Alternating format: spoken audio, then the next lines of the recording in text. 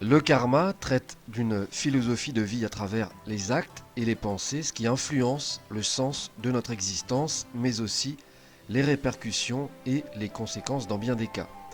Naturellement, la mort soulève tellement de questionnements qu'il est intéressant d'en citer quelques mots. D'ailleurs, la plupart des religions s'est toujours heurté à cette question qui divise bon nombre. Qu'y a-t-il après la mort et à quoi bon doit-on s'attendre? Tant de choses ont été formulées et dites, parfois sans réel fondement, ce qui n'a fait que augmenter en fait cette peur de mourir et cette peur de l'inconnu, ceci à travers les siècles et les générations. Aujourd'hui encore, le mot mort est tabou.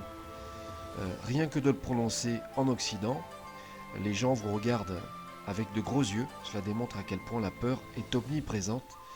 Bien entendu, l'éducation et les croyances y sont pour beaucoup, en grande partie, et ne font qu'entretenir et retransmettre cette peur.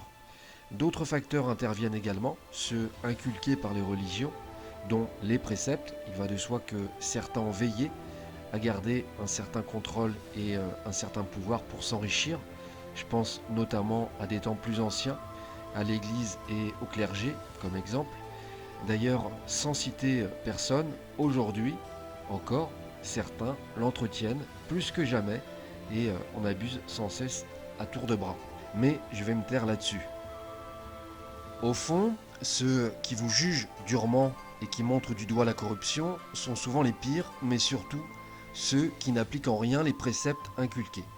Alors, c'est bien beau de parler de miracles, d'eau de rose et d'amour éternel, mais cela l'est nettement moins quand on parle d'aller brûler en enfer dès le moindre péché, avec toutes sortes d'insinuations, parce que en Occident, c'est systématique.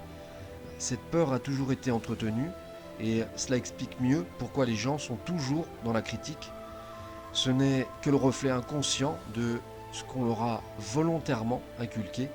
Le réel problème réside dans le poids des traditions auxquelles on attribue l'immortalité à Adam et Ève avant qu'elles ne croquent la pomme pour redevenir de simples mortels. C'est pareil pour Jésus qui aurait ressuscité. Tout cela fait que beaucoup de croyants portent une énorme culpabilité sur eux depuis des lustres en pensant que l'immortalité est accessible. Or, c'est entièrement faux. Personne, jusqu'à ce jour, n'a été immortel. Ce qui alourdit davantage le tableau et automatiquement donne une vision rétrécie et complètement étriquée de la mort. Alors que, au fond, elle est complètement naturelle, ceci pour tous, sans exception. Du coup, la mort est constamment rejetée et aucunement acceptée dans notre société. Mais le pire dans tout cela, c'est ce paradoxe que je vais citer dès maintenant.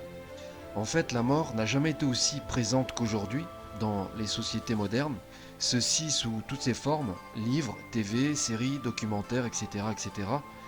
Elle ne s'est jamais aussi bien vendue. Les gens la côtoient tous les jours, plusieurs fois même. Malheureusement, c'est devenu tellement banal d'entendre parler de victimes et de décès en allumant une radio ou un poste de télé ou carrément en regardant un film qu'ils ne s'en rendent même plus compte. Et pourtant, ils ont une peur terrible et la fuient comme la peste. L'exemple type sont les enterrements, qui sont pour beaucoup une corvée, alors que cela est censé être un accompagnement du défunt, un dernier au revoir dont il ne profite même pas. C'est important de célébrer les condoléances d'un défunt dignement, avec respect surtout, qu'il vous observe et voit tout le déroulement.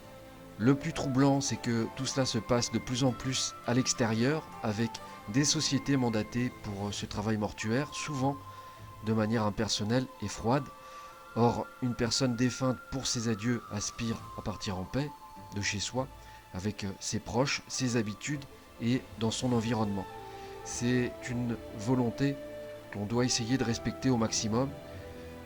C'est le sens des valeurs. Or, là encore, beaucoup la fuient. Ils ne veulent avoir aucun contact avec elle. Pourtant, leur tour viendra aussi inévitablement, car la mort nous rattrape tous. Personne n'y échappe. On ne peut absolument rien contre ça.